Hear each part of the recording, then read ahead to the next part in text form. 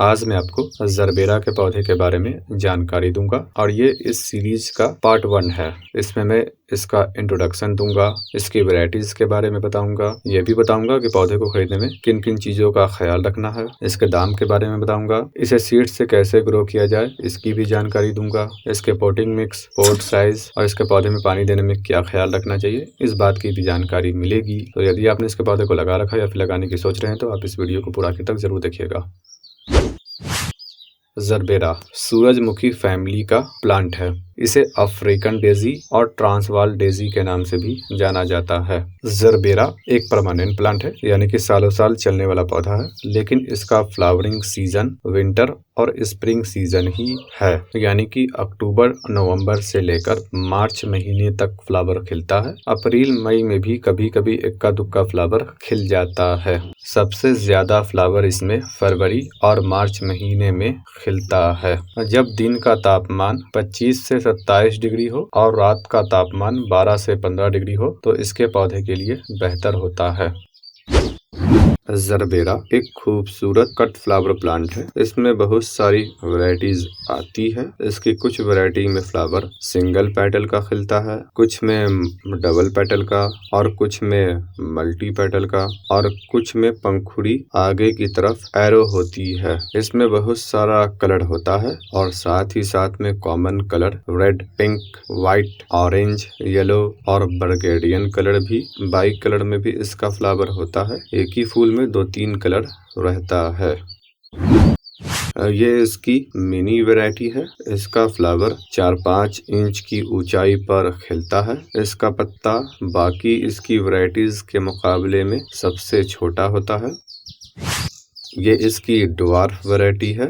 इसका flower mini variety के flower से कुछ ऊंचाई पर खिलता है और आम तौर से 7 से 10 इंच तक की ऊंचाई पर खिलता है। इसका पत्ता मिनी वैरायटी से बड़ा होता है और इसकी बहुत सारी वैरायटीज में फ्लावर भी मिनी वैरायटी से बड़ा होता है। इसमें भी फ्लावर सिंगल पेटल और इसकी कुछ वैरायटी में मल्टी पेटल का खिलता है। ये इसकी पॉली हाउस वाली वैरायटी है। इस वैरायटी का फ्लावर सबसे ऊंचाई पर खिलता है। इसमें फ्लावर और डबल पेटल का और मल्टी पेटल का होता है और इस वैरायटी की बड़े पैमाने पर खेती की जाती है। पॉली हाउस में इस वैरायटी को ग्रो किया जाता है। इसकी बहुत सारी वैरायटीज में फ्लावर का साइज बड़ा होता है। इसकी कुछ वैरायटी का नाम और कलर में डिस्प्ले कर रहा हूँ। यदि आप इसके पौधे को वैरायटी के हिसाब से खरीदना चाहते हैं तो इन वैरायटी को खरीद सकते हैं। ये सारी वैरायटीज पॉली हाउस वाली वैरायटी है और किसान इनकी खेती करते हैं और इसका फ्लावर आपको किसी भी फ्लावर शॉप पर आसानी से देखने को मिल जाएगा। मुझे इसकी ये वैरायटी ज्यादा पसंद आती है। इसकी वैरायटी का फ्लावर बड़े साइज का होता है और क्योंकि ये टिश्यू कल्चर से ग्रो किया जाता है तो इसमें बहुत सारी बीमारी नहीं लगती है। लेकिन हाँ, ये वैरायटी नए लोगों के लिए नहीं है क्योंकि इसकी देखभाल करना बाकी वैरायटीज के मुकाबले में थोड़ा डिफिकल्ट है। अगर आप बाकी इसकी वैरायटीज को आसानी से ग्रो कर पाते हैं तब आप इसकी वैरायटीज को ट्राई कीजिए। फ्लावर इसका बहुत ही खूबसूरत होता है। पॉली हाउस वाली टिश्यू कल्चर वैरायटी की एक ये भी खासियत है कि इसके पत्ते का साइज बड़ा होता है और इसका फ्लावर सबसे ऊंचाई पर खिलता है। बिल्कुल वैरायटीज में राजा होने के कारण इसका फ्लावर राजा की तरह ऊंचाई पर ही खिलता है। और यह है इसकी नॉर्मल वैरायटी और इसे देसी वैरायटी के नाम से भी जाना जाता है। यह वैरायटी आपको आसपास के किसी भी नर्सरी पर आसानी से मिल जाएगी। इजी टू ग्रो है। इस वैरायटी को छोड़कर बाकी सारी वैरायटीज आम तौर से टिश्यू कल्चर वाली होती है। इन तीनों वैरायटी के पौधे को टिश्यू कल्चर से ग्रो किया जाता है, जिस वजह से इनमें बहुत सारी बीमारी नहीं लगती है और फ्लावर भी तीनों में भरपूर खिलता है। हाँ, इन पौधों को गर्मी के दिनों में थोड़ी दिक्कत होती है, तो आगे मैं आपको ये भी बताऊंगा कि गर्मी के दिनों में इसके पौधे की देखभाल कैसे की जाए।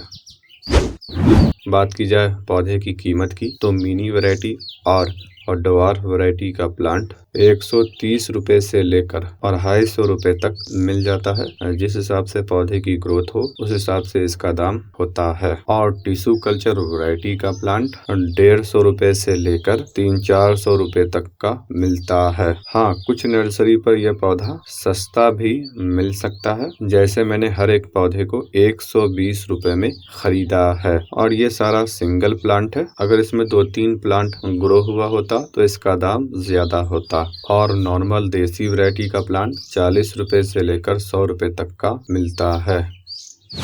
इसके पौधे को खरीदने में कुछ बातों का ख्याल रखना है। सबसे पहली बात, कोशिश करना है कि हरे भरे पौधे को ही खरीदा जाए। जिसका पत्ता पीला हो वैसे पौधे को नहीं खरीदना चाहिए, क्योंकि पत्तों में पीलापन पोषक तत्वों की कमी से भी होता है और फंगस से भी होता है और रूट रॉट से भी होता है। और इस बात का ख्याल रखिए, यदि पोषक तत्वों की कमी से है तो आप पौधे को खरीद सकते हैं। जब आप इसके पौधे को रिपोर्ट करेंगे तो वो प्रॉब्लम सॉल्व हो जाएगी और नए पत्ते में पीलापन नहीं रहेगा। दूसरा ख्याल रखना है कि ऐसा प्लांट खरीदिए जिसके पत्ते में डिजीज नहीं लगी हो। हाँ, अगर आपको मेरी तरह इसका कुछ प्लांट पसंद आ गया है और उसमें बीमारी लगी भी है और फिर भी आप खरीदना चाहते हैं तो आपको ख्याल रखना है, इसके पत्ते को देखना है। यदि पत्ते में एफिड, थ्रिप्स, व्हाइट फ्लाई जैसा इंसेक्ट लगा हुआ है तो आप उस पौधे को खरीद सकते हैं। जैसे ही आप लाकर केमिकल इंसेक्टिसाइड का स्प्रे करेंगे तो कीट मर जाएगा और नया पत्ता सही सलामत ग्रो होगा। इस बात का भी ख्याल रखिएगा, यदि पौधे का पत्ता सुखड़ा हुआ है इस तरीके का और इसमें पीलापन भी है तो ये प्रॉब्लम वायरस जनित बीमारी से होता है और आपको वैसे पौधे को नहीं खरीदना है। इन पौधों में माइट इंसेक्ट लगा हुआ है, जो किसी भी माइटिसाइड को इस्तेमाल करने पर प्रॉब्लम ठीक हो जाएगी, इसीलिए मैंने पौधे को खरीद लिया है। पौधे को खरीदने से पहले इसके क्राउन को भी देख लेना है। यदि इसका क्राउन सड़ रहा है तब तो आपको वैसे पौधे को बिल्कुल भी नहीं खरीदना है। इसके अलावा यदि पौधे के पत्ते पर ब्लैक स्पॉट जैसी फंगल डिजीज पत्ते पर लगी हुई है तो आप वैसे पौधे को खरीद सकते हैं। फंगिसाइड इस्तेमाल करने पर प्रॉब्लम ठीक हो जाती है। बेहतर तो यही है कि डिजीज फ्री पौधे को खरीदा जाए। इसका प्लांट नर्सरी पर अक्टूबर-नवंबर से लेकर फरवरी-मार्च तक मिलता है और दिसंबर-जनवरी में सबसे ज्यादा इसका प्लांट आपको नर्सरी पर देखने को मिलेगा। मेरे पास इसकी टिश्यू कल्चर वाली 5 वैरायटी है और इन 5 पौधों में अलग अलग कलर का फ्लावर खिलता है। मैं इसके पौधे के कुछ और कलर को तलाश कर रहा हूँ। अगर आप मुझसे सवाल करें कि इसकी कौन सी वैरायटी सबसे खूबसूरत दिखती है तो इसका जवाब है मल्टी लेयर वाली वैरायटी। जो फ्लावर मल्टी लेयर में खिलता है यानी कि पंखुड़ियों की संख्या ज्यादा होती है, वो फ्लावर देखने में बहुत ही खूबसूरत होता है। हाँ, एक बात है कि मल्टी लेयर वाले में फ्लावर कम खिलता है और जो सिंगल लेयर वाला होता है उसमें ज्यादा, लेकिन खूबसूरती के मामले में इसकी मल्टी लेयर वाली वैरायटी सबसे बेहतर होती है। खैर, अपनी अपनी पसंद है, आपको जो पसंद है आप उस वैरायटी को लगाइए और आप कमेंट करके बताइए कि आपको कौन सी वैरायटी इसकी ज्यादा पसंद है। जरबेरा के नए पौधे को हम 3 तरीके से ग्रो कर सकते हैं। पहला सीड के माध्यम से, दूसरा रूट डिवीजन के माध्यम से और तीसरा टिश्यू कल्चर से। इस तीसरी टेक्निक टिश्यू कल्चर का इस्तेमाल हम आप नहीं कर सकते हैं। इस टेक्निक का इस्तेमाल लैब में किया जाता है और इस टेक्निक में सिर्फ पौधे के पत्ते से भी पौधे को ग्रो किया जाता है और अधिकतर हाइब्रिड पौधा टिश्यू कल्चर टेक्निक से ही ग्रो होता है। रूट डिवीजन में होता यह है कि जब हम किसी एक पौधे को लगाते हैं तो जमीन के अंदर से नया बेबी प्लांट खुद ब खुद ग्रो हो जाता है। इस बेबी प्लांट को इसके मदर प्लांट से तब अलग करना है जब बेबी प्लांट में 3-4 बड़ी पत्तियां निकल आए। जब पत्ता बड़ा हो जाता है तो इसमें जड़ भी निकल आती है। अगर हम इसे छोटे में ही इसके मदर प्लांट से अलग करते हैं तो इसके बेबी प्लांट में जड़ नहीं होगी, जिसके कारण इसका छोटा प्लांट मर जाएगा। जरबेरा को सीड के माध्यम से ग्रो कर सकते हैं और किया भी जाता है, लेकिन इसके सीड की जिंदगी कम होती है और यदि आप बहुत पुराने सीड से इसे ग्रो करते हैं तो पौधा ग्रो नहीं होगा। इसलिए अगर आप खरीदना चाहते हैं तो किसी अच्छी जगह से इसके सीड को खरीदिए।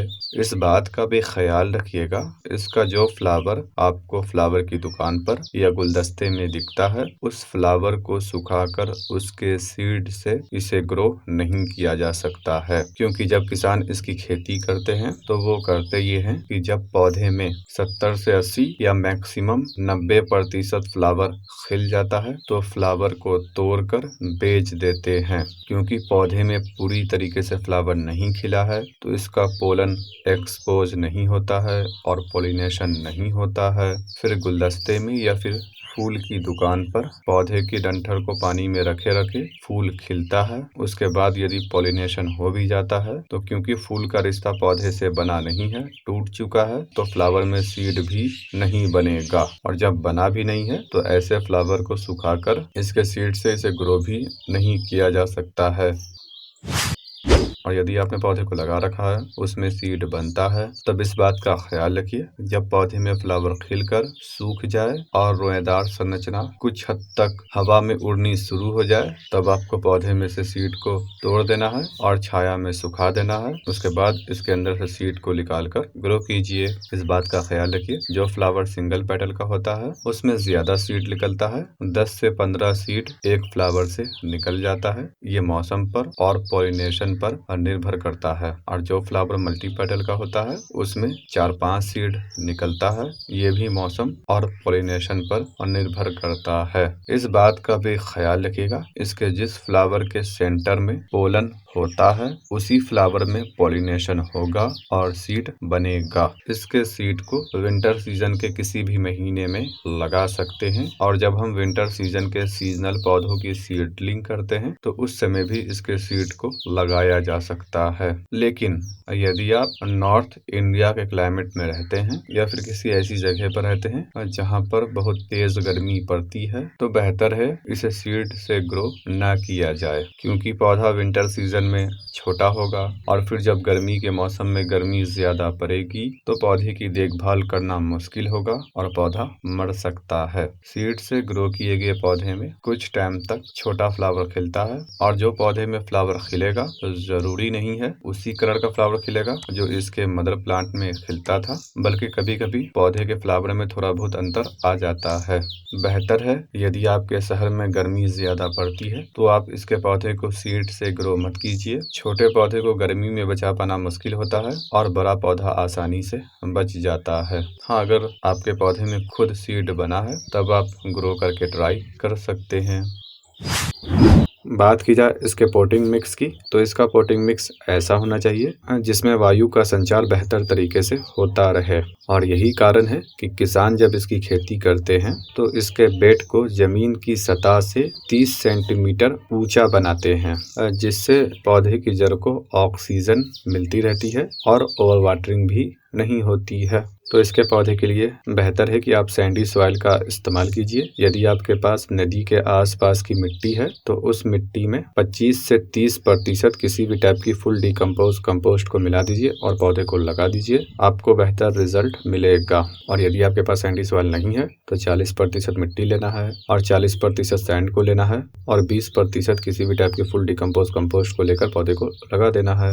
तीसरे टाइप के पोटिंग मिक्स में 40% मिट्टी, 30% सैंड, 10% कोकोपीट या फिर धान की भूसी और 20% किसी भी टाइप की फुल डिकम्पोज कंपोस्ट को लेना है और मिलाकर पौधे को लगा देना है। इस बात का ख्याल रखिएगा यदि आपके पास सैंडी सॉइल है तो उस सैंडी सॉइल में सैंड को नहीं मिलाना है। यदि आप सैंडी सॉइल में सैंड को मिलाते हैं तो सैंड और मिट्टी की कण आपस में एक दूसरे के साथ मिलेगी, जिससे ड्रेनेज सिस्टम खराब होगा, मिट्टी में पानी रुकेगा और पौधा मरेगा। और यदि आप इसके पौधे को कोकोपीट युक्त पोटिंग पोटिंग मिक्स में लगाना चाहते हैं तब आपको 40% कोकोपीट लेना है, 20% परलाइट, 10% वर्मीकोलाइट और 20% कंपोस्ट को लेकर पौधे को लगा देना है। इस बात का ख्याल रखिएगा, इस चौथे टाइप के पोटिंग मिक्स में पौधे को तभी आप लगाइएगा जब आपको कोकोपीट में और पौधों को लगाने का एक्सपीरियंस हो, क्योंकि इस चौथे टाइप के पोटिंग मिक्स में अक्सर ओवर वाटरिंग का खतरा रहता है। यदि आप इसके पौधे के साथ नए हैं तब तो इस चौथे टाइप के पोटिंग मिक्स में आप इसके पौधे को मत लगाइए। पांचवें टाइप के पोटिंग मिक्स की बात की जाए तो ये है खंगर। खंगर में यदि आप पौधे को लगाना चाहते हैं तो सिर्फ खंगर में पौधे को लगा दीजिए, उसमें किसी और चीज को मिक्स करने की जरूरत नहीं है। लेकिन हाँ, ख्याल रखिएगा खंगर में केमिकल फर्टिलाइजर दिया जाता है और ऑर्गेनिक का हम लिक्विड खाद दे सकते हैं, ठोस कंपोस्ट को इसमें नहीं दे सकते हैं। और खंगर में पौधे को लगाने पर इसके खाद और फर्टिलाइजर का खर्च ज्यादा आता है, लेकिन फायदा ये होता है कि इसमें लगे पौधे में ओवर वाटरिंग का खतरा नहीं रहता है और बहुत सारी मिट्टी जनित बीमारी भी पौधे को नहीं लगती है। इस पर आगे चल के मैं आपको किसी वीडियो में डिटेल से इंफॉर्मेशन दूंगा कि इसमें कौन सी खाद और फर्टिलाइजर कब कब दी जाती है।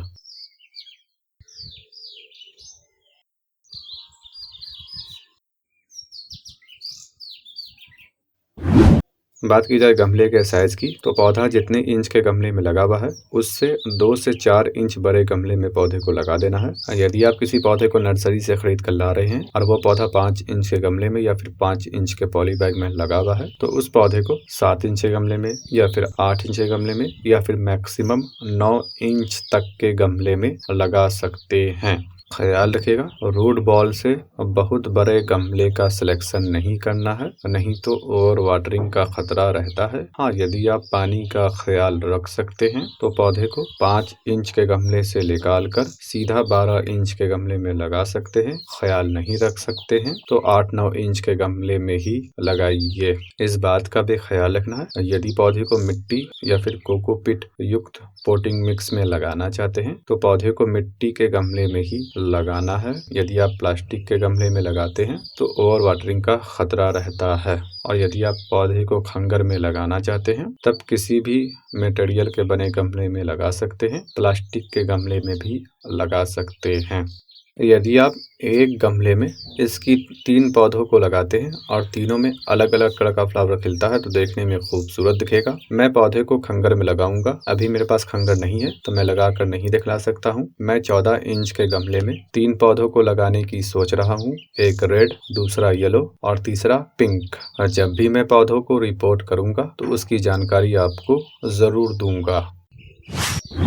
और जरबेरा के पौधे को ग्रो करने से पहले इसकी जड़ में देखना है, यदि जड़ में प्लास्टिक की नेट पोट लगी हुई है तो उसे हटा देना है। चेक करने के लिए आपको करना यह है, हाथ की उंगली को क्रॉन से आधा इंच हटकर मिट्टी में धंसाना है। आपको आसानी से नेट पोट का एहसास हो जाएगा और आपको ये दिखने भी लगेगी। जिस भी पौधे में ये नेट पोट दिख जाए इसे हटा देना है। यदि आप इसके पौधे में से नेट पोट नहीं हटाते हैं तो इसके बेबी प्लांट की ग्रोथ नहीं हो पाएगी। जैसा कि आप जानते हैं कि इसके एक पौधे को लगाने के बाद इसकी जड़ में से नया पौधा निकलता है, तो नेट पोट के कारण नया पौधा नहीं निकल पाएगा। दूसरा नुकसान होगा क्योंकि इसके पौधे में से कलियां क्रोन से निकलती है, तो नेट पोट होने के कारण क्रोन मोटा नहीं होगा, तो फ्लावर के क्वालिटी में भी आपको फर्क दिखेगा। और क्योंकि ये प्लास्टिक की नेट पोट है, ये डिकम्पोज भी नहीं होती है और ये आसानी से टूटती भी नहीं है, तो पौधे का जड़ भी खराब होगा। और इस नेट पोट में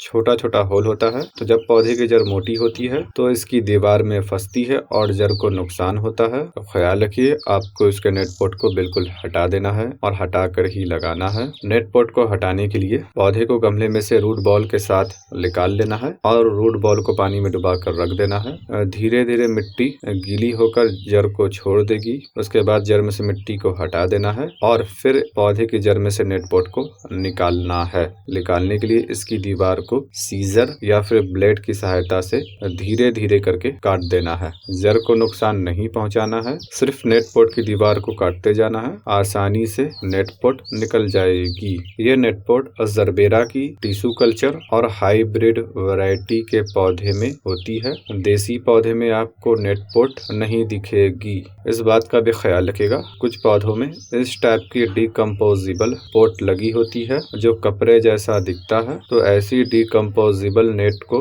नहीं निकालना है, बल्कि पौधे को इसी के साथ ग्रो कर लेना है। खुद ब खुद ये डिकम्पोज होकर खत्म हो जाती है। इस बात का ख्याल रखिएगा, पौधे की जड़ में से नेट पॉट को विंटर सीजन में ही निकालना है। बाकी सीजन में निकालने से पौधा मर जाता है। विंटर सीजन में आप निकालेंगे तो पौधा नहीं मरेगा। और नेट पॉट के कारण मेरा कुछ हाइब्रिड पौधा मर चुका है। मैंने ये चीज अपने एक्सपीरियंस से सीखा है और आपको बता रहा हूँ। तो इस नेट पॉट को अक्टूबर, नवंबर, दिसंबर, जनवरी और फरवरी तक निकाल लेना है। अक्टूबर से पहले और फरवरी के बाद नहीं निकालना है। हाँ, अगर मार्च में मौसम कम गर्म हो और सितंबर में भी मौसम कम गर्म हो तो निकाल सकते हैं। इसके अलावा साल के बाकी महीनों में तो बिल्कुल नहीं निकालना है।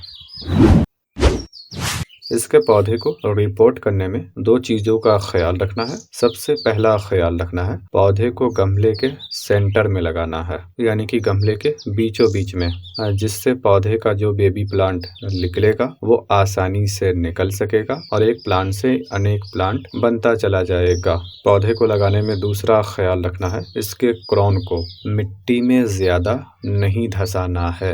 क्राउन इसे कहते हैं जहां से पौधे में नई पत्तियां और फ्लावर बड निकलती है। यदि आपने इसे ज्यादा धंसा दिया तो इसका क्राउन सड़ जाएगा और पौधा मर जाएगा। तो जहां तक पौधे में जड़ है उससे आधे इंच ऊपर धंसा कर लगा सकते हैं। जैसे ये पौधा जो लगा हुआ है ये बिल्कुल सही है। यदि इस पौधे में यहाँ तक मिट्टी चढ़ा दिया जाएगा तो पौधा मर जाएगा।